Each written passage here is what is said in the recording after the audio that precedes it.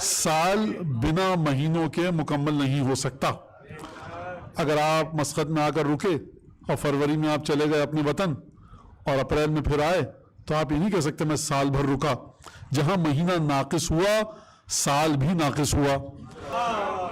اور فرمایا 4 مہینے جو حرام ہیں ان سے مراد کہا یہ وہ امام ہیں کہ جن کے نام علی ہیں. پہلے حضرت امیر المومنین صلوات اللہ وسلام علیہ، دوسرے حضرت سید الساجدین زین العابدین، تیسرے امام کون جن کا نام علی ہے وہی ذات والا صفات حضرت ابی الحسن علی ابن موسیٰ الرضا، چوتھے علی حضرت امام علی نقی جن کی قبر مطہر سامرہ میں ہے یعنی امام ہادی علیہ السلام.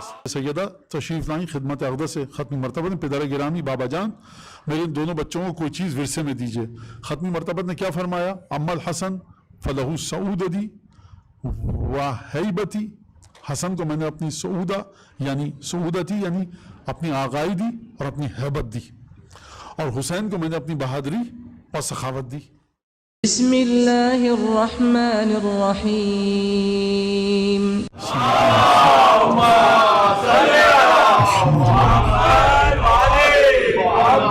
اعوذ باللہ من الشیطان الرجیم. بسم اللہ الرحمن الرحیم.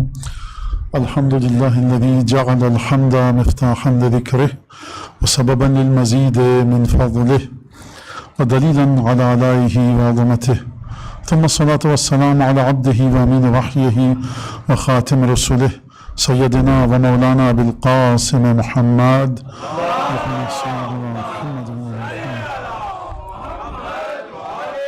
وعلى أهل بيته الطيبين الطاهرين الذين أذهب الله عنهم الرجس وطهرهم تطهيرا. اللهم صل على محمد واللعن الدائم على أعدائهم أجمعين. أما بعد فقد قال الله الحكيم في كتابه المجيد أعوذ بالله من الشيطان الرجيم فاصبر كما صبر أولو العزم من الرسل.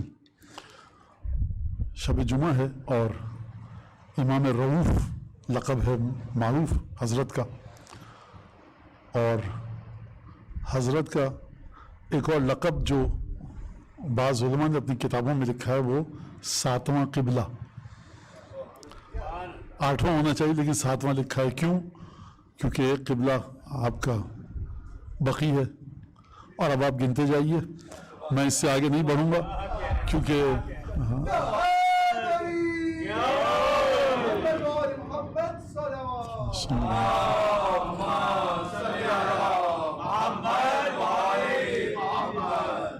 اور ہمیشہ سے میں نے کہا محفل ہو چکی ہے، صرف میں اس لیے آیا ہوں کہ اب اس کے بعد کچھ نہیں ہوگا، زیارت ہوگی. تو اشعار پڑھے گئے ماشاءاللہ الحمدللہ آپ نے سنے. آیت جو میں نے آپ کے سامنے پڑھی ہے وہ آیت پروردگار عالم مخاطب ہے ختمی مرتبت سے، اور اس آیت میں پروردگار عالم یہ ارشاد فرما رہا ہے فاصبر کما صبر اولو العزم من الرسل. حبیب اسی طرح سے جمے رہو اپنے مقام پر، اسی طرح سے صبر کرتے رہو جس طرح سے اولو العزم رسولوں نے تم سے پہلے صبر کیا.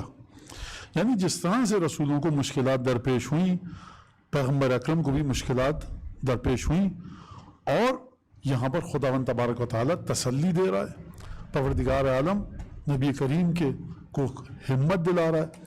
پروردگار عالم اس آیت میں عبارت کو تبدیل کر کے کہوں تو ہم سب کو یہ بتانا چاہ رہا ہے کہ اتنی کٹھن مشکلات تھیں نبی کریم پر کہ پروردگار عالم نے عالم غیب سے فرمایا فاصبر کما صبر اولو العزم من الرسل. اب اس آیت کا تعلق کیا ہے؟ حضرت امام ہمام قبلہ ہفتم سامن الحجج سلطان العرب والعجم علی ابن موسیٰ الرضا صلوات اللہ وسلام علیہ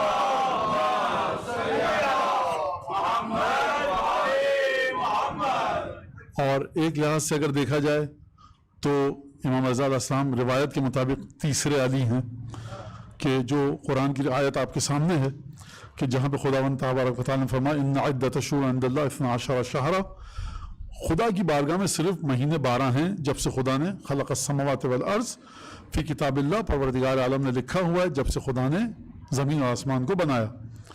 اور منہا اربعۃ حرم، اس میں سے 4 مہینے حرام ہیں، ذالک الدین القیم، یہ ہمارا وہ دین ہے خدا کا جو مضبوطی سے زمین پر گڑا ہوا ہے۔ روایت آپ کے سامنے ہے 5ویں امام سے، جابر ابن عزیز جوفی نے پوچھا کہ ابن رسول اللہ اس آیت کا معنی کیا ہے؟ فرمایا سال ہیں ہمارے نانا، مہینے ہیں ہم۔ سال بنا مہینوں کے مکمل نہیں ہو سکتا۔ اگر آپ مسقط میں آ کر رکے اور فروری میں آپ چلے گئے اپنے وطن اور اپریل میں پھر آئے تو آپ یہ نہیں کہہ سکتے میں سال بھر رکا۔ جہاں مہینہ ناقص ہوا سال بھی ناقص ہوا، جہاں پر عقیدہ امامت ناقص ہوا وہاں سال ناقص ہوا۔ اور فرمایا 4 مہینے جو حرام ہیں ان سے مراد، کہا یہ وہ امام ہیں کہ جن کے نام علی ہیں۔ سب سے پہلے حضرت امیر المومنین صلوات اللہ وسلام علیہ،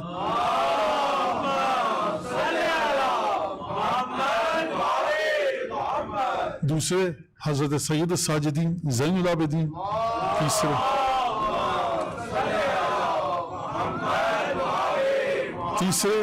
تیسرے امام کون جن کا نام علی ہے؟ وہی ذات والا صفات حضرت ابی الحسن علی ابن موسیٰ الرضا کے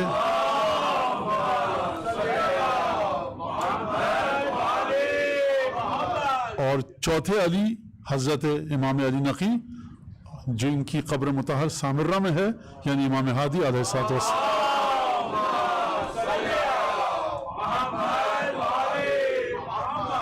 جس طرح سے آپ لوگ سلوات بھیج رہے ہیں میرا دل ہے جمعے کی نماز پڑھا دوں یہاں پر، کیونکہ جو خطبے کا ایک سما باندھ دیا آپ لوگوں نے، خدا انشاءاللہ تعالیٰ نہیں ڈریے نہیں میں نہیں پڑھاؤں گا۔ تو پروردگار عالم واقعی جس طرح سے آپ حضرات سلوات بھیج رہے تھے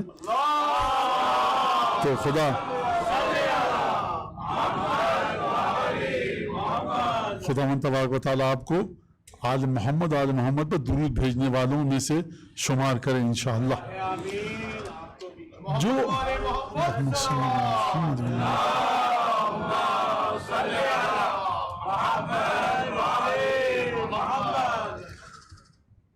اسی طرح سے صبر کو جس طرح سے کہ اولو العزم رسولوں نے صبر کیا۔ اب تمام کے تمام ائمہ معصومین وارث ہیں رسول خدا کی تمام خصوصیات کے، اور ہر امام کی ایک الگ خصوصیت ہے جو اجاگر ہوئی اس امام کی زندگی میں۔ آپ کے سامنے جناب سیدہ تشریف لائیں خدمت اقدس سے ختمی مرتبہ نے، پدر گرامی بابا جان میرے دونوں بچوں کو کوئی چیز ورثے میں دیجئے۔ ختمی مرتبہ نے کیا فرمایا؟ اما الحسن فلہ سعودتی و ہیبتی، حسن کو میں نے اپنی سعودہ یعنی سعودتی یعنی اپنی آغائی دی اور اپنی ہیبت دی، اور حسین کو میں نے اپنی بہادری اور سخاوت دی۔ یہ 2 چیزیں ان شہزادوں کو ملی۔ لیکن آپ جانتے ہیں کہ جناب امیر کی جو شخصیت ہے وہ تو ایک کثیر الجہاد شخصیت ہے۔ ہر صفت کو آپ جناب امیر کی دیکھیے وہ بالکل اپنے عروج پر جلوگر نظر آتی ہے دنیا کی حد تک جس کو ہم سمجھ سکتے ہیں۔ پھر اس کے بعد امام سجاد کی ایک الگ شخصیت، سید الشہداء امام مجتبیٰ، ہر امام کی ایک الگ شخصیت ہے، اور ہر امام کی ذات سے کچھ خاص قسم کی کرامتیں اور تجلیاں نورانیت صادر ہوئی۔ کیا مطلب؟ بھائی آپ جاتے ہیں، اصل میں تو خانہ کعبہ کیا ہے؟ وہی چوکور عمارت ہے خانہ کعبہ، بیت اللہ خدا کا گھر، چکر اس کے کاٹنے جاتے ہیں، قبلہ گاہ وہ ہے، لیکن حجر اسود کو بھی بوسہ دیجئے، مقام ابراہیم کے پیچھے نماز پڑھیے، پھر اس کے صفا مروہ کی صحیح کیجئے، پھر سر منوائیے، پتھر کنکریاں ماریے شیطان کو۔ اب آپ کو جو چیز یہاں سمجھ میں آئے یا نہ آئے، یہ تمام کے تمام اعمال مکمل ہوں گے تو یہ حج ہوگا، اور ہر عمل کی اپنی ایک افادیت ہے، اپنی ایک خصوصیت ہے اور اپنی ایک نورانیت ہے۔ اسی طرح سے ائمہ میں سے ہر امام کی اپنی ایک تجلی ہے، ایک نورانیت ہے، ایک کرامت ہے۔ جس طرح سے نماز میں سجدے کی اپنی ایک الگ کرامت ہے، رکوع کا اپنا ایک الگ ذکر ہے، قنوت کا اپنا ایک الگ ذکر ہے، تو یہ میں ملا نہیں رہا ائمہ کو قنوت اور سجدے سے، یا ائمہ کو ملا نہیں رہا حجر اسود یا خانہ کعبہ یا صفا مروہ سے۔ میں کہنا چاہتا ہوں کہ اگر کسی کی ذہن میں سوال ہے کہ یہ سب کے سب وارث ہیں رسول خدا کے، تو ان میں کچھ ہمیں متغیر چیزیں نظر آتی ہیں، کسی امام سے کوئی چیز زیادہ صادر ہو رہی ہے، کسی امام سے کوئی چیز کم صادر ہو رہی ہے، تو میں نے اس کے بڑے آسان الفاظ میں آپ کو بتا دیا حل کے کس طرح سمجھ سکتے ہیں۔ اب آئیے آیت کی طرف کہ جو میں نے آپ کے سامنے پڑھی، فَاصْبِرْ كَمَا صَبَرَ أُولُو الْعَزْمِ مِنَ الرُّسُلِ، حبیب صبر کرو اسی طرح سے جس طرح سے اولو العزم رسولوں نے صبر کیا۔ بغیر کسی مقدمے اور تمہید کے حدیث اللہ میں جو 8ویں امام کی شان میں پروردگار نے الفاظ بیان کیے ہیں وہ سن لیجئے۔ حدیث لوح کے بعد کیا ہوا؟ خود امام موسیٰ کاظم کی امامت کٹھن ترین مشکل ترین امامت کے ادوار میں سے ایک امامت۔ ابھی امام موسیٰ کاظم امام بنے نہیں ہیں کہ خط آ رہا ہے کہ جس کو وصیت کی ہے جعفر صادق نے اس کا سر اتار کر ہمارے پاس بھیجو، اور پھر اس کے بعد امام کی زندگی، اور پھر آپ جانتے ہیں کتنی کٹھن زندگی ساتویں امام کی مسلسل قید و بند میں، اور پھر اس کے بعد جب امام موسیٰ کاظم علیہ السلام شہید ہو گئے، دنیا سے تشریف لے گئے، تو پھر ایک نیا فتنہ کھڑا ہوا واقفیہ کا کہ ساتویں امام کے بعد کسی کی امامت نہیں ہے۔ ابھی پچھلا مسئلہ دبا نہیں تھا کہ چھٹے امام کی وصیت کس کو ہے، جناب اسماعیل کی طرف ہے یا جناب امام موسیٰ کاظم کی طرف ہے، اور اس کے بعد جب وہ مسئلہ مومنین نے اصحاب نے حل کیا تو پھر ایک اور مسئلہ کہ واقفیہ یعنی ساتویں امام بعض نے کہا شہید نہیں ہوئے، آسمان کی طرف چلے گئے، یہی 12ویں ہیں جو آ کر قیام کریں گے، زمین کو عدل و انصاف سے بھریں گے، اور نتیجہ کیا ہوا؟ بعض لوگوں کے پاس، بعض جو وکلا تھے ان کے پاس جو ساتویں امام کے خمس و زکوٰۃ اور شرعی رقوم تھی وہ انہوں نے امام رضا کو دینے سے انکار کر دیا، اور پھر یہ جو واقفیہ فرقہ آیا اس کی عجیب داستان ہے، اور کس طرح سے امام رضا علیہ السلام نے کس طرح سے ہدایت کی، کس طرح سے گفتگو کی، اور کس طرح سے سمجھایا لوگوں کو، کبھی اپنے علمی مباحثات کے ذریعے، کبھی معجزات دکھا کر، وہ ایک الگ گفتگو ہے کہ جو خراسان میں دکھائے، بعض دفعہ معجزات سفر کے دوران دکھائے۔ اب اس حدیث اللہ کے الفاظ کو پڑھیے، فقد افترى علي ويل للمفترين الجاحدين عند انقضاء مدة موسى عبدي وحبيبي وخيرتي في علي ولي۔ بربادی ہے، وائے ہے ان لوگوں کے لیے جو بہتان باندھیں، الجاحدین جو انکار کریں، جب میرے ولی اور میرے بنائے ہوئے امام موسیٰ کاظم کی مدت امامت ختم ہوگی اس کے بعد جو یہ کہیں، میں اپنے الفاظ میں آسان کر کے بتا رہا ہوں کہ موسیٰ کاظم کے بعد اب کوئی امام نہیں ہے، تو حدیث اللہ میں خدا فرما رہا ہے وائے ہو، بربادی ہو، تباہی ہے، ہلاک ہو گئے وہ لوگ کہ جو میرے بنائے ہوئے امام موسیٰ کاظم کے بعد علی ابن موسیٰ رضا کو نہ مانیں اور انکار کریں اور بہتان لگائیں۔ خدا نے یہاں پر 2 لفظ استعمال فرمائے، خدا نے المفترین الجاہدین۔ افترا کا مطلب کیا ہے؟ بہتان، جھوٹا الزام۔ جاہدین یعنی انکار کرنا۔ نبی کریم کے ساتھ کیا کیا گیا؟ نبی کریم کے ساتھ صرف جاہد انکار نہیں کیا گیا ختمی مرتبت کے ساتھ۔ کل تک جو لوگ کہتے تھے کہ تم صادق اور امین ہو، ادھر دعوی رسالت کیا گیا، ایک تو انکار کیا گیا تم رسول نہیں ہو، یہی کر دیتے صاحب تو ہم صبر کر کے بیٹھ جاتے۔ کیا کہا گیا؟ کسی نے شاعر ہو، نعوذ باللہ دیوانے ہو، کاہن ہو، مجنون ہو، یہ تمام کی تمام چیزیں۔ ایک ہے مرحلہ افترا کا اور دوسرا مرحلہ ہے جحود کا۔ امام رضا علیہ السلام کے سلسلے میں فرمایا، امام رضا علیہ السلام کے سلسلے میں کیا فرمایا، کیا کہا گیا؟ خدا نے جو جملہ فرمایا وہ آپ نے سن لیا۔ اب چلیے ساتویں امام چلے گئے، جب آپ یہ کہہ رہے ہیں کہ موسیٰ کاظم امام آخری تھے اور آسمان کی طرف چلے گئے، اب امامت کوئی نہیں ہے، اب آ کر ان کے فرزند اطہر حضرت امام رضا علیہ السلام دعوی امامت کریں، تو اب آپ نے کیا کہا؟ آپ نے کہا تم الیاذ باللہ خاکم بدہن، تم امام نہیں ہو، تم نعوذ باللہ، کیسے کہوں کہ تم جھوٹ بول رہے ہو۔ تو یہ ہے افترا، اور جاہدین کا مطلب کیا ہے؟ انکار کر دیا۔ لہٰذا یہ 2 چیزیں خصوصیت ہم کو امام رضا اور رسالت مآب کی شخصیت میں اپنی دانش میں کہہ رہا ہوں نظر آتی ہیں۔ لہٰذا خدا نے فرمایا ہلاکت ان لوگوں کے لیے جو میرے ولی اور میرے بنائے ہوئے امام موسیٰ کاظم کے بعد میرے بندے، میرے حبیب، اور جس ہستی کو میں نے چنا ہے اس سلسلے میں وہ لوگ بہتان باندھیں۔ وہ کون ہے جس کو میں نے چنا ہے؟ میرا حبیب کون ہے؟ میرا پسندیدہ بندہ کون ہے جس کو میں نے چنا ہے؟ وہ کون ہے؟ وہ میرا خالص بندہ کون ہے؟ فی علی، علی یعنی امام رضا علیہ السلام۔ ولی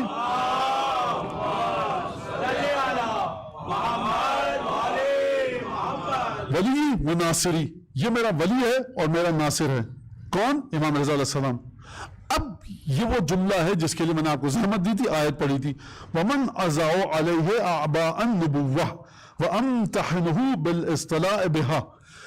علی بن موسیٰ رضا کون ہے؟ وہ ہے کہ جس کے کاندھوں پر میں اسی طرح کا بوجھ ڈالوں گا کہ جس طرح انبیاء کے کاندھوں پر بوجھ ڈالا۔ یعنی کیا مطلب؟ وارث کون ہے؟ کس کے وارث ہیں امام علی رضا علیہ السلام؟ آپ اگر یہ پڑھتے ہیں السلام علیکم وارث آدم صفت اللہ، یعنی تمام کے تمام انبیاء نے جس طرح سے صبر کیا، آباء النبوہ، نبوت کا بوجھ اٹھایا امام رضا کے کاندھوں نے۔ ولادت کب ہوئی؟ 148 ہجری میں، شہادت کب ہوئی ہے؟ 203 ہجری میں. 148 سے اگر آپ 203 ہجری لگائیں تو کتنی برس عمر بنی؟ 56 برس عمر بنی. اور اس کے بعد امام کب بنے؟ اب مسند امامت پر جلوہ افروز کب ہوئے؟ 148 ہجری میں ولادت ہے. یہ وہی سال ہے کہ جو امام صادق علیہ السلام شہید ہوئے. 148 ہجری میں امام رضا کی ولادت ہوئی ہے. امام کب بنے؟ 183 ہجری میں. 148 ہجری سے لے کر چلیے آپ 183 ہجری کب امام بنے آپ اندازہ کیجیے. اور 183 ہجری سے لے کر 203 ہجری. تو یہ جو امام نے عرصہ گزارا ہے یہ بڑا عجیب عرصہ ہے.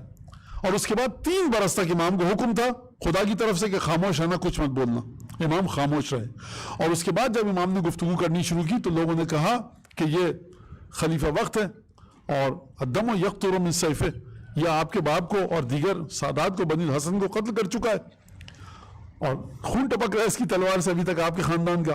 آپ اس طرح سے گفتگو مت کیجئے اے ابو الحسن یا علی بن موسیٰ رضا، اس طرح سے گفتگو مت کیجئے. کہا کہ دیکھو میرے نانا رسول خدا نے کیا کہا تھا، ان اخذ منی ابو لہب شعرتن، اگر ابو لہب میرے بدن کا ایک بال بیکا کر لے تو مت کہنا کہ میں رسول ہوں. اور اب خدا کا حکم، اگر یہ میرے بدن کا ایک بال بھی بیکا کر دے تو مت ماننا کہ میں امام ہوں. یہ بہت مشکل چیز ہے.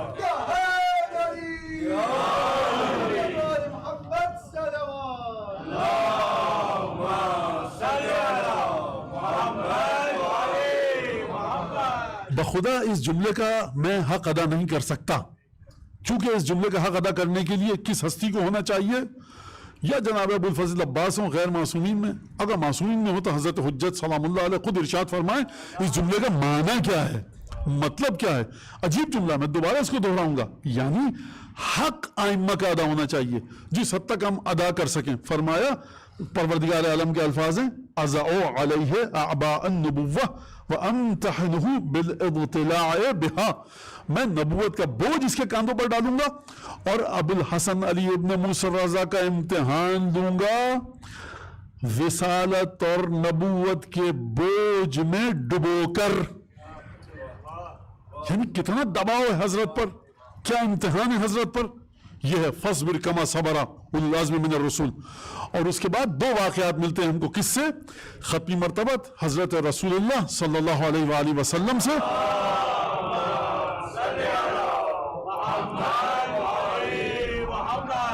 راوی کہتا ہے کہ میں نے خواب میں دیکھا ختمی مرتبت کی زیارت ہوئی. 8ویں امام کے بارے میں جلدی بتاؤں یہ واقعہ. 8ویں امام کے بارے میں گفتگو کی. جب 8ویں امام کا نام آیا، اس میں گرامی آیا، تو نبی کریم نے مجھ سے خواب میں حکم دیا، 3 دفعہ حکم دیا، کہو صلی اللہ علیہ صلی اللہ علیہ صلی اللہ علیہ. نبی کریم اپنے جس بیٹے کے بارے میں کہیں کہو صلی اللہ علیہ.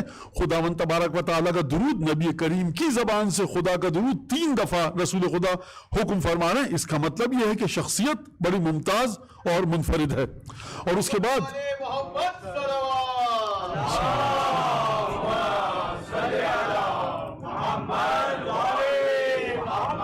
اور اس کے بعد جو لقب دیا گیا ہے بعض روایات اور واقعات کے مطابق نبی کریم کی جانب سے امام رضا علیہ السلام کو عالم آل محمد.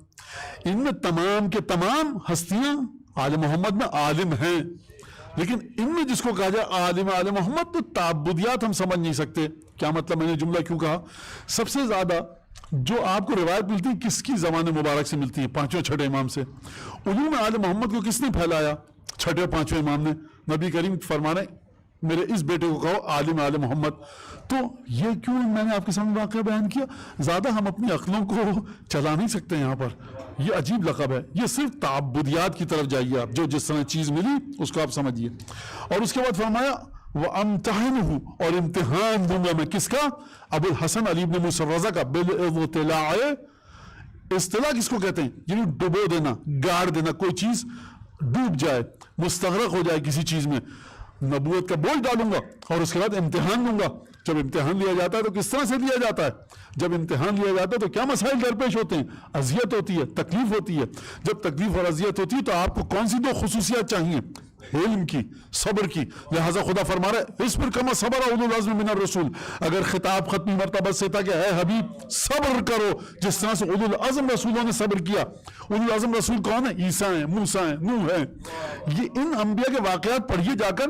نہ نبی کریم نے کبھی دریا نیل سے عبور کیا، نہ نبی کریم کے ساتھ وہ واقعات اور تکالیف پیش آئیں جو جناب موسیٰ کو پیش آئیں، نہ نوح کی طرح جناب ختمی مرتبت کی عمر طویل تھی کہ 950 برس اذیتوں کو سہا ہو، 63 برس کی عمر تھی، 40 برس کی عمر میں علل اعلان رسالت کا اعلان کیا، 63 برس کی عمر نبی کریم دنیا سے چلے گئے، تو کل زندگی کتنی تھی رسالت کی؟ 23 برس، 23 برس زیادہ ہیں 950 برس زیادہ ہیں؟ بدر خیبر خندق احد حنین زیادہ تکلیف دہ ہے یا 40 برس بیابان میں بھٹکنا جناب موسیٰ کی طرح؟ بدر خیبر خندق احد کا امتحان زیادہ ہے یا مائدہ آسمانی کا زمین پر نازل ہونا؟ بنی اسرائیل کے ساتھ تمام واقعات، کامن سینس ایک سیدھے سادے آدمی کی عقل کہتی ہے جناب موسیٰ، جناب عیسیٰ، جناب نوح کے واقعات زیادہ کٹھن ہیں، ہمارے زمین میں تو صرف 23 برس رسالت کی زندگی گزاری، لیکن یہ قرآن کی آیت بتا رہی ہے اور دیگر آیات کہ نبی کریم نے جو 23 برسوں میں جس طرح سے اذیتوں کو سہا کسی پیغمبر نے نہ سہا۔ کیا صرف 23 برس کی بات ہے؟ نہیں۔ اب یہاں مجھے جملہ کہنے دیجئے اور اپنے ذہنوں میں رکھیے گا اس کو، اہل بیت کے سلسلے میں ہم صرف 2-3 آیتوں کو دیکھتے ہیں، کون سی؟ انما یرید اللہ کو، دوسری آیت کون سی؟ قل لا اسألکم علیہ اجرا الا المودۃ فی القربى کو، تیسری آیت کون سی؟ فقل تعالوا ندعو ابنانا وابناکم ونساءنا ونساءکم۔ جو اہل بیت کی شخصیت کا موضوع ہے وہ آپ تمام انبیاء جن کا ذکر قرآن مجید میں کیا، ان انبیاء کی رسالت کے کاموں کو دیکھیے، ان کے گھر والوں کے بارے میں قرآن میں کیا کہا دیکھیے، اور اس کے بعد اہل بیت پیغمبر اکرم کے بارے میں قرآن میں کیا کہا دیکھیے۔ لہٰذا جب پیغمبر اکرم دنیا سے جا رہے ہیں تو پیغمبر اکرم کے سامنے جناب سیدہ، جناب امیر سے لے کر حضرت حجت تک سب کی امامت اور عصمت کے واقعات ہیں۔ اس اذیت کو لے کر پیغمبر اکرم دنیا سے گئے، لہٰذا یہ مقام پیغمبر اکرم کا اسی طرح سے پروردگار عالم فرما رہا ہے اضع علیہ اعباء النبوہ، میں نبوت کا بوجھ ڈالوں گا ابو الحسن علی ابن موسیٰ رضا کے کاندھوں پر، وامتحنہ بالاضطلاع علیہ، اور امتحان لوں گا کس طرح سے کہ جب نبوت کا بوجھ پڑا، اب میں اپنے الفاظ میں آسان طریقے سے، اے ابو الحسن علی ابن موسیٰ رضا، جب تمہارے کندھوں پر نبوت کا بوجھ ہم نے ڈالا اور تمہارے نانا کے بارے میں تو ہم نے یہ کہا تھا قرآن میں الم نشرح لک صدرک ووضعنا عنک وزرک الذی انقض ظہرک، اگر نبوت کا بوجھ ڈالا گیا ختمی مرتبت پر اور مترجمین نے کہا کہ حبیب کیا ہم نے تمہاری کمر پر سے اس بوجھ کو نہیں اتارا جس کی شدت کی وجہ سے تمہاری کمر نقض ظہر، انقض ظہرک، تمہاری کمر جھکے جا رہی تھی، تمہاری کمر دوہری ہوئی جا رہی تھی، تمہاری پشت میں، تمہاری کمر میں، تمہاری ظہر میں درد ہو رہا تھا، ہم نے اس بوجھ کو ہٹایا۔ اس کا مطلب ہے کہ یہ اس جملے کی برکت سے ہم یہ کہہ سکتے ہیں کہ جناب ابو الحسن علی ابن موسیٰ رضا نے اپنی امامت کی زندگی میں وہ ان تمام امتحانات سے گزرے ہیں۔ لہٰذا اگر آپ کو درود جناب شیخ طوسی یاد ہو جو وظائف الابرار میں ہے والحجج الرضویہ، یعنی وہ حجتیں جو امام رضا علیہ السلام نے دی، اور اس کے بعد جو واقعات امام رضا علیہ السلام کے ہیں۔ میں جلدی سے اس روایت کو مکمل کروں۔ یقتلہ عفریت مستکبر، اس کو قتل کرے گا کون؟ وہ عفریت جو کہ مستکبر ہے۔ اب بعض لوگ یہ کہتے ہیں کہ صاحب وہ ثابت نہیں ہے کہ امام رضا علیہ السلام کو شہید کیا گیا، ٹھیک ہے، یہ میں نے آپ کے سامنے پڑھا، یقتلہ قتل کرے گا علی ابن موسیٰ رضا کو عفریت مستکبر۔ عفریت کا معنی جا کر آپ ڈکشنری میں دیکھیے گا، مستکبر یعنی اپنے آپ کو بڑا سمجھنے والا، بڑا طاغوت، اپنی حد سے بڑھنے والا، بہت استبداد ہوگا، بہت ڈراؤنی کیفیت ہوگی، یہ امام رضا کے قاتل کے بارے میں۔ تو سب جس کو خدا کہے عفریت مستکبر، امام رضا نے کیا امتحانات جھیلے ہوں گے وہاں پر۔ اور پھر اس کے بعد یہ امام رضا علیہ السلام کے بارے میں، دفن کے بارے میں خصوصیت ہے۔ اب یہاں پر ایک درود دیجیے ذرا محمد آل محمد پر۔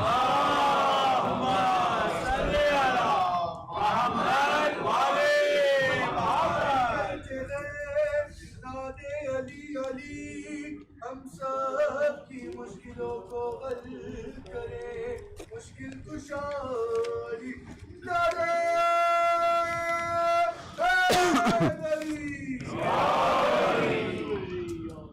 اچھا، میں سوچ رہا تھا کہ تقریر دوسری طرح سے کروں، لیکن مجھے خیال آیا کہ حضرت کی زندگی کے ہر پہلو سے ایک ایک واقعات آپ کے سامنے بیان کروں، البتہ مقررہ وقت میں۔ تو کتاب جو کھلی ہے ڈریے گا مت، اور یہ نشانیاں پچھلے سالوں کی ہیں جو یہ اس ذیل میں نویں امام کا بھی ذکر ہے اور یہ بقیہ واقعات بھی، تو یہ نشانیاں پچھلی ہیں، یہ آج کے لیے نہیں ہے نشانیاں، گھبرائیے گا مت آپ۔ ویسے بھی کل جمعہ ہے، لیکن بہرحال میں آپ کو اس سے زیادہ زحمت نہیں دوں گا۔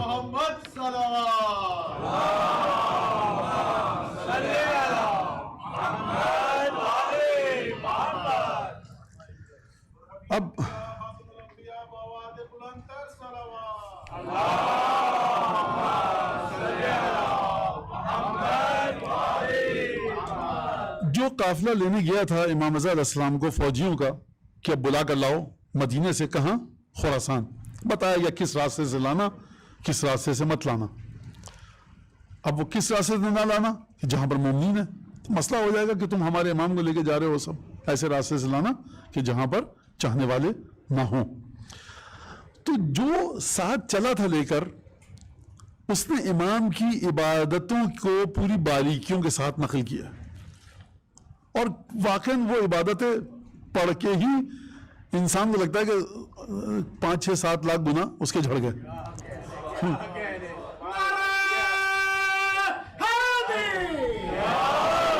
آپ کیا مولانا یہ کیا بات کی آپ نے عبادتوں کو پڑھ کے؟ میں نے بھی پچھلے ہفتے آپ کے سامنے حدیث پڑھی تھی کہ من ذکر عندہ، جس کے سامنے ہمارے فضائل کا ذکر کیا جائے، فیرق لنا قلبہ، اس کا قلب رقت آ جائے اس میں، مسحت الملائکۃ ظہرہ، ملائکہ اگر اس کی پیٹھ کو مس کرتے ہیں اور خدا اس کے گناہ معاف کر دیتا ہے. تو سرکار اگر امام رضا کی عبادتوں کا حال پڑھ کے آپ کے دل میں رقت قلب پیدا نہ ہو تو پھر کہاں جا کے رکیے گا آپ؟ اب یہاں پر قنوت امام رضا علیہ السلام کا واقعا ایسا جامع اور مانع قنوت ہے کہ عجیب قنوت ہے اور اتنا مختصر ہے. وہ یہ کہ جب امام نماز شب کا بیان ہے اور اس میں کون کون سی سورے پڑھتے تھے کیا کیا، اب آپ سنیے. قنوت میں کیا پڑھتے تھے مولا اپنی نماز شب کے؟ فرمایا کہ اللہم صلی علی محمد و آل محمد، خود آل محمد ہیں درود بھیج رہے ہیں. اور پھر فرمایا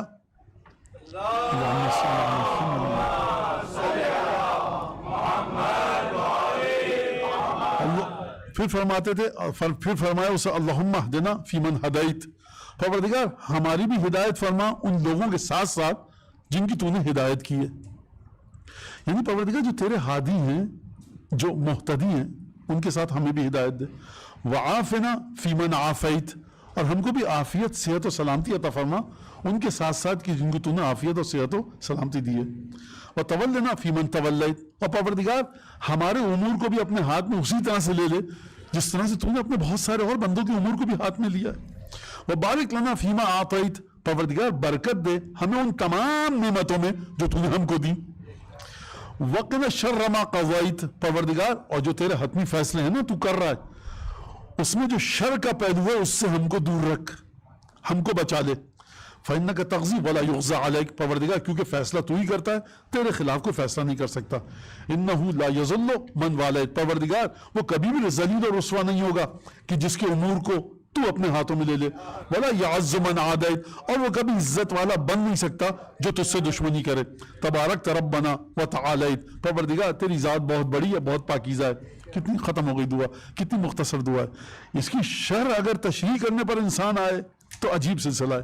یعنی پروردگار جو تو فیصلے کر رہا ہے، مثال دے دوں اس کی چھوٹی سی ایک. پروردگار اگر ہم اس بستی میں ہیں کہ جس بستی میں لوط کی قوم آباد ہے، اگر ہم اس بستی میں جس میں قوم عاد آباد ہے، اگر ہم اس بستی میں جس بستی پر عذاب آنے والا ہے تیرا فیصلہ ہو چکا ہے، تو امام فرما رہے ہیں پروردگار اگر تیرا عذاب آنا حتمی ہو چکا ہے اور تو فیصلہ کر چکا ہے کہ اس بستی پر عذاب بھیج. میں ایک مثال کے ذریعے بتا رہا ہوں، امام یہ نہیں فرمانا چاہ رہے بستی یا شہر، میں مثال دے رہا ہوں.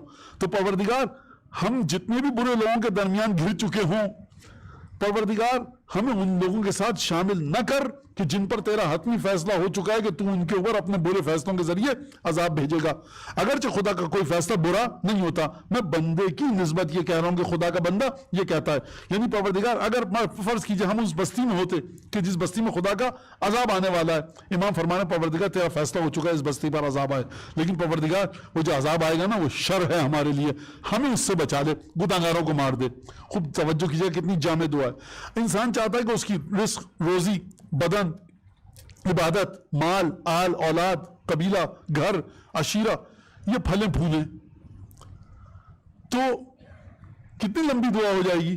امام فرما رہے ہیں بارک لنا فیما اعطیت، پروردگار رشتہ دار تو نے دیے، یہ بدن تو نے دیا، یہ رزق تو نے دیا، یہ گھر تو نے دیا، تمام چیزیں تو نے دی، جتنی بھی چیزیں تو نے مجھے عطا کی سب میں برکت دے. 4 الفاظ کے ذریعے امام نے سب کو سمیٹ کر رکھ دیا. لہٰذا یہ، اور اس کے بعد امام فرماتے تھے 70 دفعہ استغفر اللہ و اسألہ التوبہ. اب یہاں پر ایک اور واقعہ میں آپ کے سامنے بتاؤں کہ اس کو پڑھ کر ہم جناب راوی کہتا ہے کہ المناقب کے اندر یہ واقعہ ہے. ہم امام رضا السلام کے ساتھ جا رہے تھے تو اس کی دیواریں دیکھی ہم کو دور سے. پرانے زمانے میں دیواریں ہوتی تھی نا تو ہم کو دیواریں دیکھی. سمعت وعیتاً ہمیں کچھ چیخ پکار کی آواز سنائی دی. فإذا نحن بجنازۃ ہم آگے بڑھے تو اس کی دیواریں دیکھی. ابھی شہر میں داخل نہیں ہوئے ہیں. ہم نے دیکھا جنازہ جا رہا ہے کیونکہ آوازیں آئیں تو ہم نے کہا کون ہے, جا کے دیکھا جنازہ جا رہا ہے. فلما بصرت بها رأيت سیدی وقد ثن رجله عن فرسه. جب میں نے جنازے کو دیکھا تو اس کے ساتھ میں نے دیکھا امام رضا علیہ السلام کو کہ اپنے دونوں پیروں کو جوڑ دیا گھوڑے سے اترتے وقت. یہ کنایا ہے, اشارہ ہے. جب انسان گھوڑے سے اترتا ہے تو انسان دونوں پیروں کو اپنے جوڑتا ہے پھر اس کے بعد ملا کر اترتا ہے. تو کہہ رہا ہے یہ میں نے دیکھا کہ امام دونوں ایک طرف اپنے پہلو کو ڈالا اور گھوڑے سے اترنا چاہ رہے ہیں. اور پھر اقبل نحو الجنازہ امام جنازے کی طرف گئے. فرفعها اور اٹھایا جنازے کو. ثم اقبل یلوذ بها كما تلوذ الصخلة بأمها. جس طرح سے کوئی لاڈ کرنے والا اونٹنی فرض کیجئے, بکری, کس طرح سے کوئی چیز بڑا لاڈ کرے اپنی اولاد سے, یا ماں جس طرح اپنی اولاد سے لاڈ کرے کس طرح سے لاڈ ہوتا ہے وہ, اس طرح سے جنازے کے ساتھ امام نے اس کو لپٹایا یا جنازے کے پاس بیٹھے. اب تفصیلات مجھے نہیں پتا. پہلی دفعہ آئے امام مشہد توس, ابھی داخل نہیں ہوئے شہر میں. جنازے کو دیکھا فوراً اپنے گھوڑے سے اترے, تشریف فرما ہوئے زمین پر اور گئے وہاں پر یہ کام کیا. ثم اقبل علیہ, پھر راوی کہتا میری طرف امام نے مڑ کر دیکھا کہ یا موسیٰ ابن سیار, اے موسیٰ ابن سیار, من شیع جنازت ولی من اولیائنا, جو ہمارے سچے چاہنے والوں میں سے کسی کے جنازے کے پیچھے پیچھے چلے, خرج من ذنوبہ, اپنے گناہوں سے اس طرح نکل کر آتا ہے باہر, کیوم ولدت امہ لا ذنب علیہ, اس کے تمام گناہ معاف ہو جاتے ہیں. حتی اذا وضع الرجل علی شفیر قبرہ, یہاں تک کہ میں نے دیکھا کہ جب جنازہ قبر میں رکھا گیا تو میں نے اپنے آقا و مولا آٹھویں امام کو دیکھا کہ انہوں نے دوبارہ رخ کیا. فافرج الناس عن الجنازہ, لوگوں نے راستہ دیا امام کو. حتی بدا لہ المیت, یہاں تک کہ امام میت کے پاس آ گئے. فوضع یدہ علی صدرہ, امام نے اس شخص کے میت کے سینے پر ہاتھ رکھا. ثم قال یا فلان ابن فلان ابشر بالجنہ, اے فلانی فلان. پہلی دفعہ دیکھا ہے امام نے جنازے کو, سینے پر ہاتھ رکھا, خوشخبری ہو تجھے جنت کی. فلا خوف علیک بعد هذه الساعہ, اب آج کے بعد اس گھڑی کے بعد تجھے کوئی ڈر نہیں ہوگا.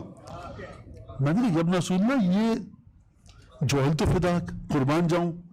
هل تعرف الرجل, جانتے ہیں یہ جنازہ ہے بھی کس کا؟ مومن ہے, کافر ہے, عیسائی ہے, کون ہے, کیا آپ جانتے ہیں کس کا جنازہ ہے؟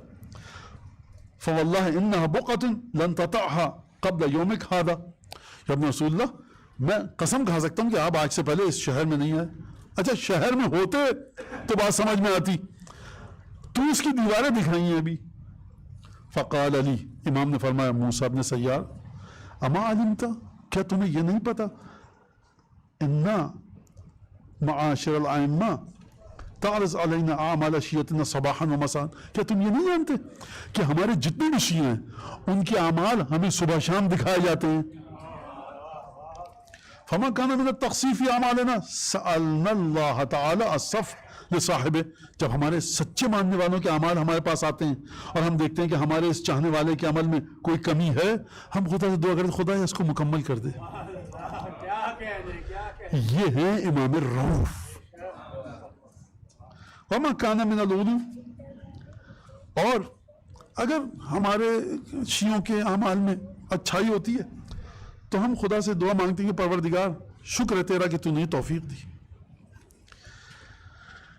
یہ عجیب روایت ہے, اور اس طرح سے امام کا جانا, اس کو اپنے سینے سے لگانا کہ جنازے کو. اب درود بھیجیے امام کی بارگاہ میں.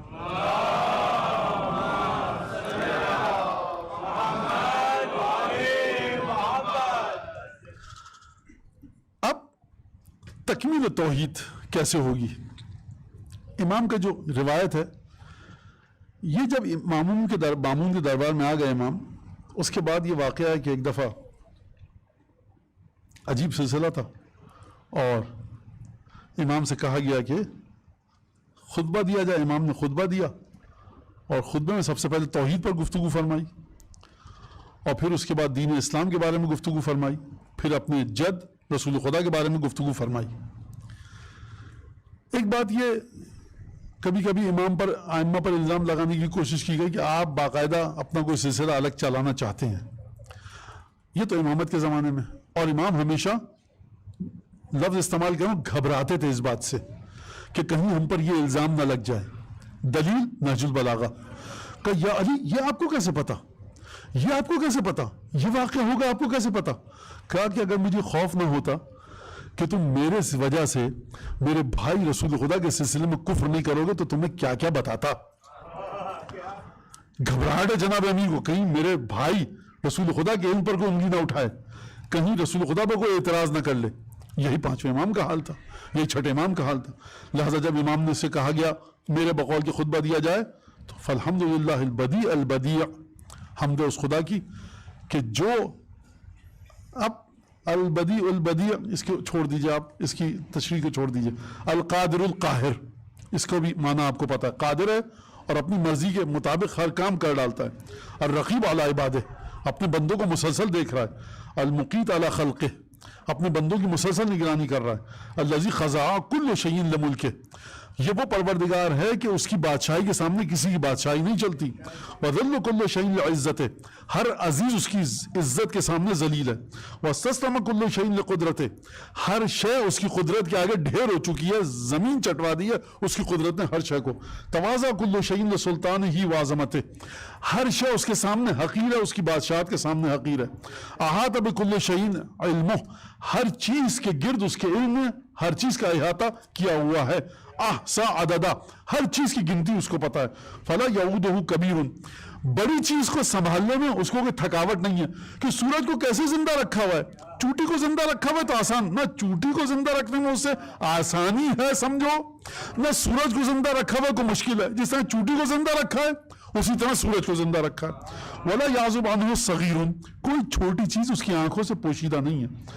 الذی لا تدرکہ الابصار الناظرین یہ وہ خدا ہے کہ آنکھیں دیکھنے والوں بھی اسے دیکھ نہیں سکتی.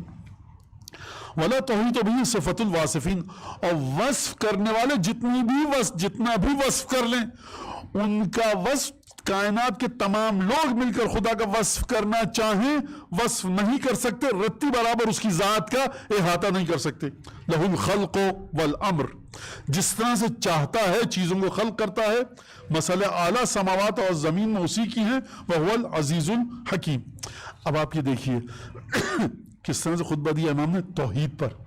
آپ سے کیا کہا گیا؟ اللہم عرفنی نفسک فإنک ان لم تعرفنی نفسک لم اعرف رسولک. اللہم عرفنی رسولک فإنک ان لم تعرفنی رسولک لم اعرف حجتک.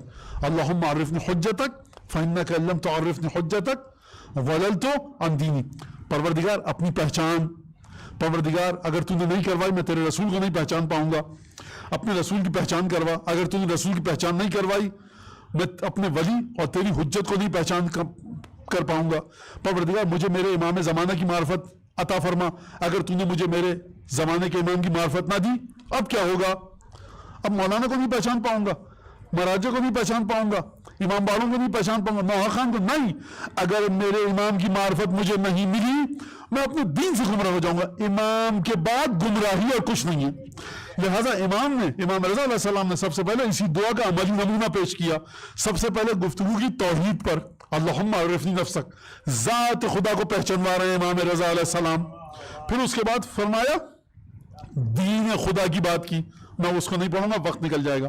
اور اس کے بعد فرمایا پروردگار جعل فیہ النور والبرہان پروردگار تو نے اپنے دین میں نور رکھا ہے، دلائل رکھے ہیں، والشفاء والبیان ہر چیز کو واضح کیا ہے، تو نے اپنے دین میں شفا رکھی ہے. وبعث بہ من اصطفیٰ من ملائکتہ الی من اجتبی من رسلہ اور پروردگار تو نے اپنے ان ملائکوں کو زمین پر بھیجا ان رسولوں کے پاس کہ جن کو تو نے رسول بنایا تھا. پچھلی امتوں میں بھی تو نے ایسا کیا, گزرے ہوئے زمانوں میں بھی تو نے ایسا کیا, یہاں تک کہ تیری رسالت آ کر ختم ہوئی کس کے اوپر؟ محمد مصطفیٰ صلی اللہ علیہ وآلہ وسلم پر.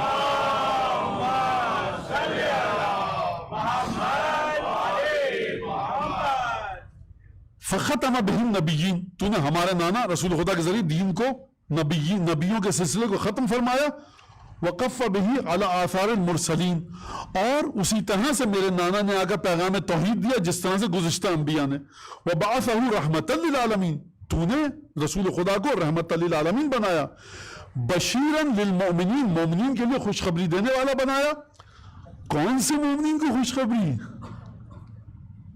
جو رسول خدا کی ایک المصدقین, رسول خدا کے ایک بھی پیغام کی تصدیق نہیں کی, ان کے لیے رسول خدا کوئی خوشخبری نہیں ہے. چاہے دھوپ میں کوئی پیغام دیا ہو یا رات کی تاریکی میں, چاہے دن کو دیا ہو یا رات کو, چاہے جنگ میں دیا ہو, چاہے سفر میں, چاہے حضر میں, نہ دھوپ کی چبھن پیغام سے دور کرے. اب میں کیا بتاؤں سرکار, درود بھیجیے محمد آل محمد.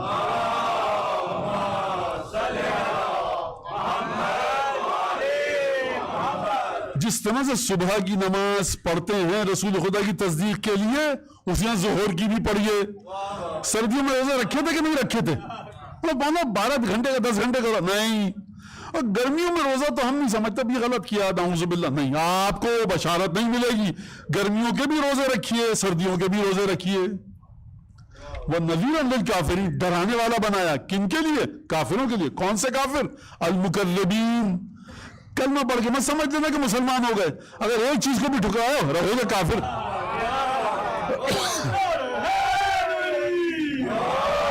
لِتَكُونَ لَهُ الْحُجَّةُ الْبَالِغَةُ, تاکہ نبی کریم کے پاس حجت بالغہ ہو. کل کو یہ نہ کہے کہ خدایا تو نے کسی کو نہیں بھیجا, ہمیں نبی کے ذریعے حجت پوری کی خدا نے. اور کس طرح سے, یہ عجیب جملہ ہے قرآن کی آیت, لَيَهْلِكْ مَنْ هَلَكَ عَنْ بَيِّنَةٍ, جو جہنم میں جائے وہ بھی پورا ثبوت ہونے کے بعد جائے. وَيَحْيَىٰ مَنْ حَيَّ عَنْ بَيِّنَةٍ, اور جو جنت میں جائے ایمان کے نور سے جس کا دل روشن ہو, وہ بھی دلیل کے ذریعے ایمان کو حاصل کرے. وَإِنَّ اللَّهَ لَسَمِيعٌ عَلِيمٌ. توحید, نبوت, دین. اور محمد والے محمد صلوات.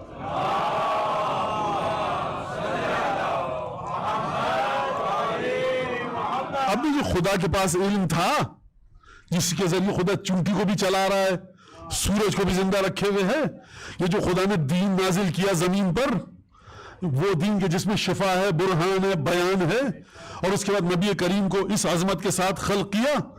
تو اب سوال یہ ہے کہ سر جوڑ کر ہم بیٹھے, دیکھیے حضرت رضا ہیں, خراسان کا دربار ہے, اور حضرت رضا خطبہ دے رہے ہیں. کن کے سامنے؟ ایک سے بڑھ کر ایک فقی, ایک سے بڑھ کر ایک عالم, ایک سے بڑھ کر ایک پڑھا لکھا شخص. کسی کی تیوریوں پر بل نہ آ جائے, کسی کو برا نہ لگ جائے. سب دیکھیے, اب فرمایا, اب آپ سوچئے کہ یہ خدا ہے, یہ دین خدا, یہ نبی. اب دین خدا تو ہمارے پاس نبی لے کر آئے تھے, اور یہ واقعہ ہے حضرت کا 200 ہجری. حضرت جس سال والد ہوئے 200 ہجری, 3 برس قیام کیا, 203 میں شہادت ہو گئی. فرض کیجئے 200 ہجری کا واقعہ ہے. تو اب یہ دین اور رسول خدا اب یہ کس کے پاس ہیں؟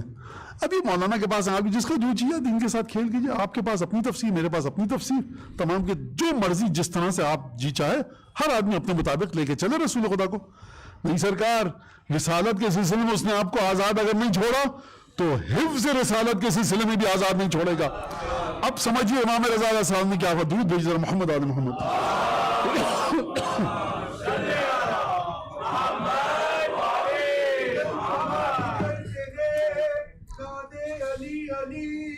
ہم سب کی مشکلوں کو حل کرے, مشکل خوشحالی دادا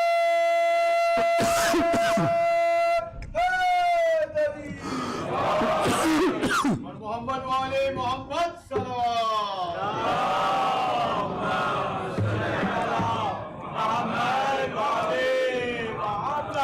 یہ سب بات ہو گئی. اللہم عرفنی نفسک ہو گیا, پروردگار کی ذات کی پہچان, پھر رسالت کی پہچان ہو گئی. اب حجت خدا کی پہچان کہاں جائے گی؟ فرمایا والحمد للہ الذی، حمد اس خدا کی کہ جس نے اورث اہل بیتہ مواریث النبوہ، حمد اس خدا کی کہ جس نے اسی نبی کے گھر والوں کو نبوت رسول خدا کی جتنی بھی میراثیں تھیں، میراث نہیں، جتنی بھی، حضرت رضا نے میراث لفظ استعمال نہیں کیا، مواریث۔ مواریث کا مطلب کیا ہے؟ میں آپ کو ترجمہ بتاؤں مواریث کا، یعنی اب اس سے آگے رسول خدا کو میراث بچی ہی نہیں جو حضرت میں نہ آئی ہو۔ مواریث النبوہ، حمد اس خدا کی کہ جس نے نبی کریم کے اہل بیت کو وارث بنایا، کس کا؟ میراث کا، رسول خدا کی نہیں، مواریث۔ کیا مطلب؟ رسول خدا کا جو زہد تھا انہی کے پاس ہے۔ کون سا زہد؟ جتنے درجے تھے زہد کے وہ ان تک منتقل ہوئے۔ علم رسول خدا کا ان تک منتقل ہوا ہے۔ پاکیزگی، طہارت، عصمت، حلم، صبر، جو آپ لفظ کہیے وہ ان تک منتقل ہوا ہے۔ اور کیا مطلب اس کا؟ یہ امام رضا علیہ السلام نے 5 برس بیٹھے دعا پڑھتے رہے، اب مجھ تک وہ میراث منتقل ہو، خدا کی نہیں سرکار عنایت الہیہ فرما رہا الحمدللہ الذی اورث اہل بیت نبیہ، پروردگار عالم نے ہم کو عطا کیا۔ اور حضرت کا جو خطبہ ہے اصول کافی میں، وہاں پر حضرت نے اس بات کو واضح کیا ہے کہ امام کو جو امامت ملتی ہے وہ کسی خاص عبادت کے بعد نہیں ملتی، یہ پروردگار عالم اپنی مصلحت سے امام کو امام بناتا ہے۔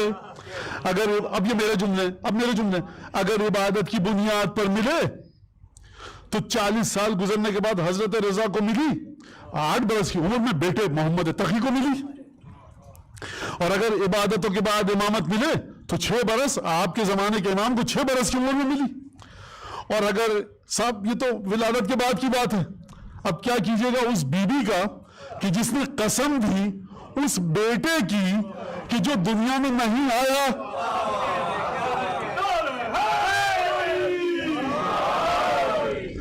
لہذا فرمایا ہم خدا نے ہم کو یہ مقام دیا۔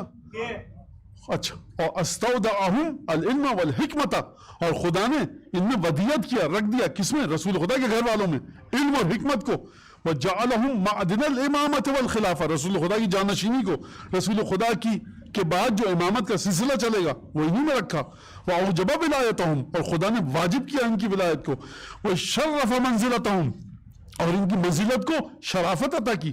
فامر رسولہ بمسألۃ امتہ، اور جب یہ سب ہوا رسول خدا کے گھر والوں کو میراث رسول خدا کی ملی، منزلت ملی، فضیلت ملی، شرف ملا، کردار ملا، سب کچھ مل گیا۔ ایسے جب تھے رسول خدا کے گھر والے، اب سنیے امام کیا فرما رہے ہیں، جب ایسے تھے تو تب کہیں جا کر خدا نے حکم دیا اپنے نبی محمد مصطفیٰ کو قُلْ لَا أَسْأَلُكُمْ عَلَيْهِ أَجْرًا إِلَّا الْمَوَدَّةَ فِي الْقُرْبَى۔ لہٰذا امام یہاں پر صرف امامت کی بات نہیں فرما رہے، آئے مودت کی تفسیر بیان کر رہے ہیں۔ یہ مت سمجھ دینا کہ رسول خدا نے حکم دے دیا اہل بیت کے سے رسول خدا کے گھر والوں سے مودت رکھو، ان کی ذات میں مکمل ہو بہو تمثال اور تصویر ہے ختمی مرتبت کی۔ اور یاد رکھنا یہ ہم نے اپنی کوشش سے نہیں کی ہے، خدا نے رکھی ہے۔ خدا کا کوئی کام ناقص ہو سکتا ہے؟ تم سنت پہ چلو گے، تم جب سنت رسول خدا پر چلو گے تمہارے چلنے میں نقص ہو سکتا ہے، خامی ہو سکتی ہے۔ ہم کو خدا نے رسول خدا کی کرامت عطا کیا، ہمارے وجود میں خامی نہیں ہو سکتی۔ لہذا فرمایا وما وصفهم به من اذهاب الرجس عنهم وتطهيره اياهم، ایک تو یہ کہ امت سے مودت کو مانگا، اور دوسرا انما یرید اللہ، امام رضا السلام نے یہاں پر آیت پڑھی کہ جو آیت اطہیر ہے۔ اچھا، اب یہاں پر بات ختم ہو گئی ہماری۔ حضرت رضا، انشاءاللہ کہ حضرت رضا اپنے فضائل کے ذاکروں میں سے ہم کو شمار کریں۔ ایک شخص قافلہ گیا خراسان سے کرمان، پیسے والا بھی شخص تھا، اس میں ڈاکو نے لوٹ لیا، ان کو پتہ چل گیا پیسے والا ہے۔ جب پتہ چل گیا پیسے والا، انہوں نے اس کو کیا کیا، یرغمال بنا لیا، ہوسٹیج بنا لیا کہ تم پیسے والے ہو۔ اب اس زمانے میں کارڈ وارڈ چیک بک تو ہوتی نہیں تھی، کہ اپنے قبیلے والوں سے کہو کہ پیسہ لا کے دیں، لے جائیں۔ اب یہ بیچارہ کہاں سے کس کو بھیجے، کون کیا، اس زمانے کے اندر 1200 سال پہلے بہرحال اس قبیلے کی جو لوٹ مار کرنے والے تھے، ایک خاتون تھی بیچاری نیک مومنہ، اس کو ترس آیا، اس نے اس کو کسی طرح سے آزاد کروا دیا۔ جب انہوں نے پکڑا تھا تو وہاں پہ برف تھی بہت زیادہ, اس کو اتنا مارا تھا, برف میں دبا دیا تھا کہ اس کا ہونٹ وغیرہ سب سوج گئے تھے زبان, اور گفتگو کے قابل نہیں رہا. بہرحال کسی نے کہا کہ امام رضا توسل اور یہ سب, تو اس نے بہرحال گریا کرتا رہتا تھا یہ کیا ہو گیا. تو اس نے خواب میں دیکھا امام رضا نے آئے اور فرمایا 3 چیزیں بتائیں کہ یہ 3 چیزیں لو جو جڑی بوٹیاں ہیں, اس کو ایک ہم وزن لو, اس کو کوٹو اور دن میں 2-3 دفعہ اپنے منہ میں رکھو, انشاءاللہ شفا ہو جائے گی. اور اس نے کہا یہ صحیح ہے خواب غلط ہے, بقول ہمارے سائیڈ افیکٹ نہ ہو جائے کہیں. تو بہرحال جب یہ آیا تو کہا کہ امام رضا تم آئے, تو امام رضا اسی شہر میں رکے ہوئے ہیں ابھی. اس نے کہا اچھا, اب دیکھا تو یہ گیا جلدی سے. کہا یا ابن رسول اللہ یہ ہے زبان میں مسئلہ اور ہونٹوں میں پورا منہ جو ہے دہن. امام نے فرمایا علم اعلم کا بتایا نہیں تھا کیا تم کو؟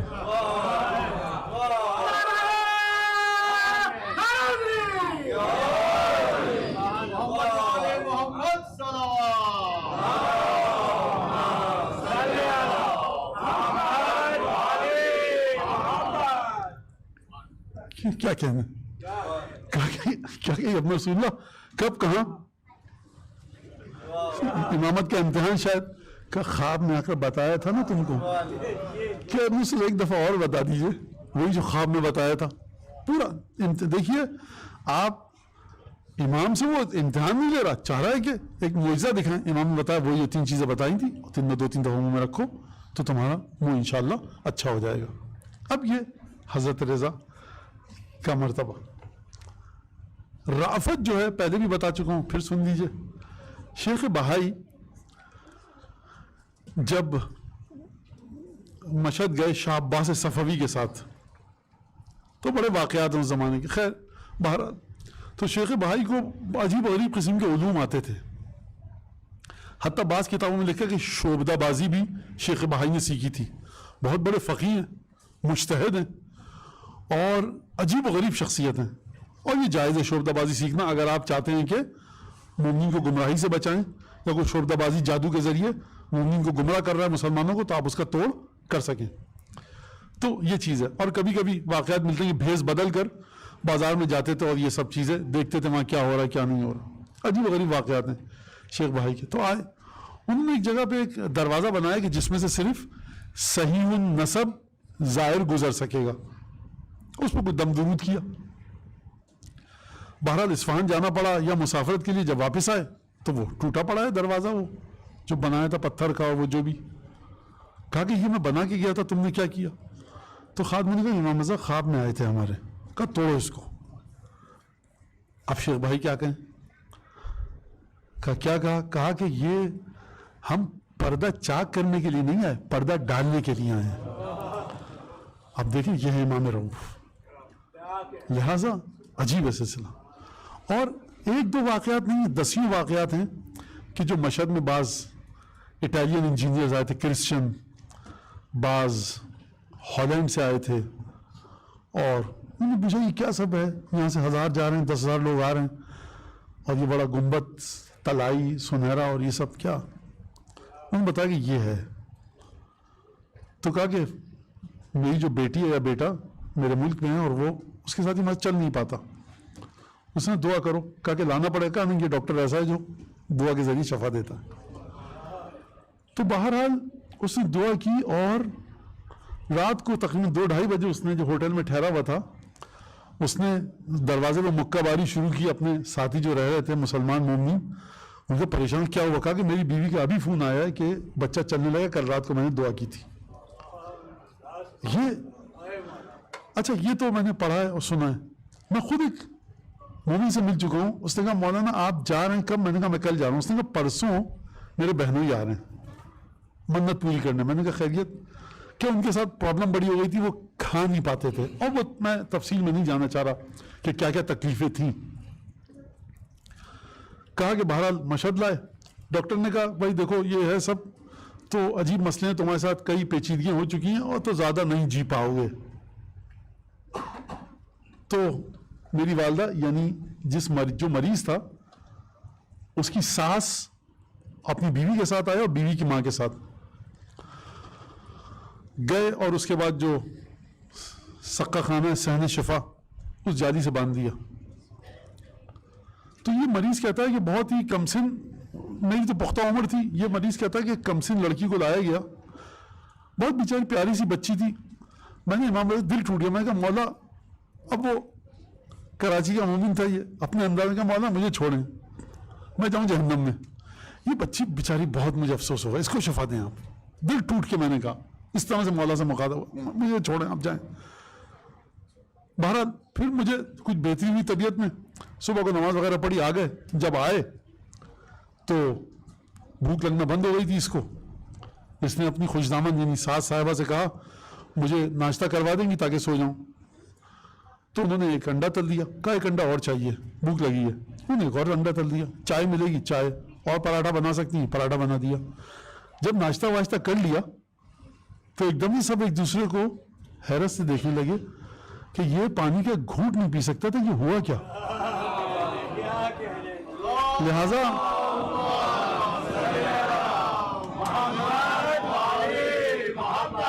یہ تو تھی کہ تحفہ مل گیا امام کی طرف سے. میں نے ایک عالم سے بڑا عجیب واقعہ سنا کہ اس عالم کے پاس ایک خاتون آئی تھی کہ مولانا میرا بیٹا جو ہے اس کی طبیعت بڑی شدید خراب ہے، اور ڈاکٹر نے جواب دے دیا. میں باہر مشہد لے کے گئی ہوں کئی دفعہ، اور یہ سب دعا کی ہے. ایک دعا میں نے امام سے کی کہ ابن رسول اللہ تقدیر آپ کے ہاتھ میں ہے، اگر اس کو شفا ملنی ہے تو ٹھیک ہے، نہیں ملنی ہے تو تب بھی ٹھیک ہے، آپ کی مرضی، لیکن میں دعا کر رہی ہوں. لیکن ابن رسول اللہ میں آپ سے ایک مطالبہ میرا ہے، ایک دعا میری ہے، اگر اس کو شفا نہ ملے تو کوئی کام ایسا کیجئے کہ آپ سے بدگمان ہو کر دنیا سے نہ جائے. یہ مومن ہے واقعاً. آپ کی امامت شفا نہ ملے یعنی مولا اس کو اپنا ایسا چاہنے والا بنا کر بھیجیے کہ یہ آپ کے دروازے کا ہو کر جائے، مراد پوری نہ بھی ہو تب بھی آپ کے دروازے کا ہو کر جائے. لہذا یہ ایک بڑی عجیب بات ہے. اور حضرت نے فرمایا آخری جملہ حدیث، 2 حدیثیں پڑھوں گا، من زارنی علی بعد داری، جو میری زیارت کرے گا میرا گھر دور ہونے کے باوجود. امام رضا نے یہ نہیں فرمایا کہ تم دور سے آؤ. بعض لوگ عجیب و غریب تعویلات لاتے ہیں. میں نے کئی دفعہ پہلے بھی کہا اور مومنین سے سن چکا ہوں کہ 1.5 لاکھ کا پیکیج تھا، ہم نے کہا 6 اماموں کی زیارت کر لیں، ایک امام پہ کیوں جائیں. عجیب، مجھے نہیں سمجھ میں آتا کیا اس تصور کو میں کہوں. قافلے والے کہتے ہیں کبھی کبھی مولانا امام رضا کا گروپ مکمل نہیں ہو پاتا. یہ ہے مظلومیت، یہ ہے مظلومیت. واللہ میں نے خود اپنے کانوں سے سنا ہے. مولانا بس جلدی سے مشہد کی زیارت کو کر کے، ہمیں تو کربلا ہے، مشہد جلدی سے نپٹے، ہم نکلیں کربلا. کیا مطلب ہے اس بات کا؟ تم تقدیر الہی کو طے کر رہے ہو. نہ جانے کن احمق اور نادان قسم کے لوگوں سے انہوں نے کیا سیکھا ہے. یعنی صلوات اللہ وسلم نعوذ باللہ من ذالک نستجیر باللہ من ذالک. کیا طریقہ ہے یہ؟ ہمیں کربلا جانا، بس وہ مشہد جلدی نپٹے بس کربلا. آپ بہت بڑے محب ہوں گے امام حسین کے، لیکن اوقات میں ٹک کے قدم زمین پر رہے. اولاد سیدہ کے بارے میں اپنی اوقات میں رہے ہر انسان. خوب توجہ کیجیے گا. جسارت، بے ادبی، پروردگار جانتا ہے کیا سزا دے گی کسی بھی قسم کی ہو. لہذا فرمایا 8ویں امام نے، جب ہماری خوشی ہے اس میں خوش رہو، اگر ہمارا غم ہے اس میں غمگین رہو. لہذا من زارنی علی بعد داری، جو میرا گھر، میرا روزہ دور ہونے کے باوجود زیارت کے لیے آئے گا، اتیتہ یوم القیامہ، میں خود اس کے پاس قیامت میں آؤں گا. وَأُخَلِّصُهُ، اور نجات دلاؤں گا قیامت کے ہولناک مناظر سے 3 مقامات پر. عند الصراط، پل صراط پر، تطایر الکتب یعنی جب نام عمل پھیل رہا ہوگا، اور جب نام عمل ہاتھ میں دیا جائے گا. ان 3 مقامات پر میں آؤں گا. اور اس کے بعد امام موسیٰ کاظم علیہ السلام نے فرمایا کہ جب قیامت آئے گی اور اس کے بعد 4 اولین میں سے بیٹھیں گے، نوح، موسیٰ، ابراہیم اور آدم، اور 4 آخرین میں سے بیٹھیں گے. معذرت، نوح، موسیٰ، عیسیٰ اور ابراہیم، یہ 4 اولین میں سے بیٹھیں گے. اور ہم اہل بیت 12 اماموں کو بٹھایا جائے گا، ہمارے درمیان ایک ڈوری لگائی جائے گی، اور اس کے بعد یقعد بٹھایا جائے گا ہمارے ساتھ ہماری قبروں کے زائرین کو. ائمہ کی قبروں کا زائرین، ائمہ کی قبروں کا زائر امام کے ساتھ بیٹھے گا. امام فرما رہے ہیں. اور پھر امام نے فرمایا جان لو کہ جس کو سب سے زیادہ بہترین تحفے ملیں گے، جس کو سب سے زیادہ بہترین کرامت خدا کی بارگاہ سے نصیب ہوں گی، ساتویں امام فرما رہے ہیں وہ میرا بیٹا امام رضا ہے۔ کیا مطلب اس بات کا؟ آپ پڑھتے ہیں قرآن کے اندر فَمَن يَعْمَلْ مِثْقَالَ ذَرَّةٍ خَيْرًا يَرَهُ وَمَن يَعْمَلْ مِثْقَالَ ذَرَّةٍ شَرًّا يَرَهُ۔ جس نے دنیا میں رتی برابر ذرہ برابر اچھا عمل انجام دیا ہوگا وہ اسی عمل کو دیکھے گا، جس نے دنیا میں رتی برابر برا کام کیا ہوگا وہ اسی کو دیکھے گا۔ یہ امام رضا علیہ السلام کی زیارت میں کیا کرامت ہے کہ ساتویں امام فرمانے سب سے زیادہ جو عظیم ترین با کرامت ترین عمدہ ترین تحفے ملیں گے وہ امام رضا علیہ السلام کے زائرین کو ملیں گے۔ یہ حضرت رضا کی زائرین کی خصوصیت ہے۔ دعا درود پڑھیے محمد آل محمد۔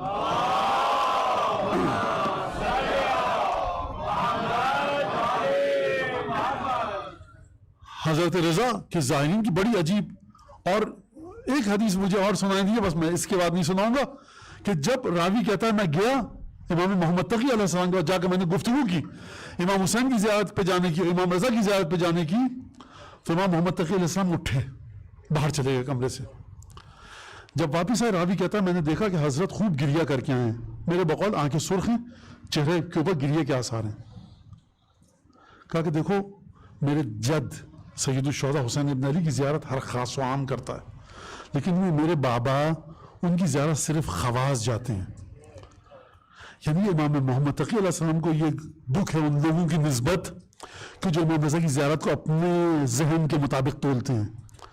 لہٰذا جس طرح سے شعبان کے روزے کا اثر ہے کہ شک کو دور کرتا ہے، اسی طرح سے امام رضا کی زیارت کا اثر ہے کہ شک کو دور کرتی ہے، ولایت کو مضبوط کرتی ہے۔ لہٰذا حضرت کی بارگاہ میں حضرت کے فرزند اطہر اور وارث حقیقی جناب حضرت حجت ابن حسن کی بارگاہ میں اللہم کل ولیک الحجت ابن الحسن صلواتک علیہ وعلی آبائہ فی هذه الساعة وفی کل ساعة ولی وحافظہ وقائد وناصر ودلیل وعین حتی تسکنہ ارضک طوعا وتمتعه فيها طويلا اللهم بحق محمد وآل محمد عليك صلى على محمد وآل محمد وعجل فرجهم وأهلك عدوهم من الجن والإنس من الأولين والآخرين واكفنا ما همنا وارزقنا العافية ووسع رزاقنا وطول أعمارنا مع الصحة والسلامة في الجسم والروح ربنا تقبل منا إنك أنت السميع العليم وتب علينا إنك أنت التواب الرحيم۔ پروردگار جو مومنین یہاں پر موجود ہیں، حضرت سامد الحجج کا جشن ولادت ہے، امام رؤوف کا، ان سب کے دلوں میں جو حاجت ہے اس کو پورا فرما۔ اگر کوئی تنگ دست نادار قرضدار پریشانال بے اولاد ہے، پروردگار اس کی مشکلات کو دور فرما۔ اس امام باڑے کی خدمت گزاران، اس امام باڑے کے بانی خانوادہ جناب نورانی اور دیگر جو ہمارے مومنین برادران خواہران یہاں پر خدمت کر رہے ہیں، آپ ان کو نہیں جانتے، ان کو نہیں دیکھتے، پروردگار ان سب کو حضرت رضا کی طرف سے بہترین تحفے عنایت فرما۔ قیامت تک کے لیے ان سب کی نسلوں میں خانوادوں میں ولایت محمد آل محمد کو زندہ اور جاوید قرار دے۔ پروردگار امام زمانہ کے دل سے ہر دکھ کو دور فرما، ہر خوشی عطا فرما، ہم کو مولا کے انصار اعوان میں شامل فرما، مولا کے ظہور میں تعجیل فرما۔ ذوی الحقوق اعزاء اقربا والدین جو ہمارے درمیان پچھلے برسوں تک تھے اب نہیں ہیں، پروردگار ان سب کو حضرت رضا کی شفاعت قادرہ کاملہ مطلقہ عنایت فرما۔ ان میں جو زندہ ہیں پروردگار ان کو صحت سلامتی طول عمر عطا فرما۔ پروردگار جس کے دل میں ذرہ برابر بھی خانوادہ نبوت کا احترام ہے، دنیا اور آخرت میں اس کی عزت کو قائم و دائم فرما، اسے ذلیل اور رسوا ہونے سے بچا۔ پروردگار تجھے قسم دیتے ہیں حضرت رضا کی آبرو اور عزت کی کہ مومنین کی عزت اور آبرو کو دنیا اور آخرت میں اس کی حفاظت فرما۔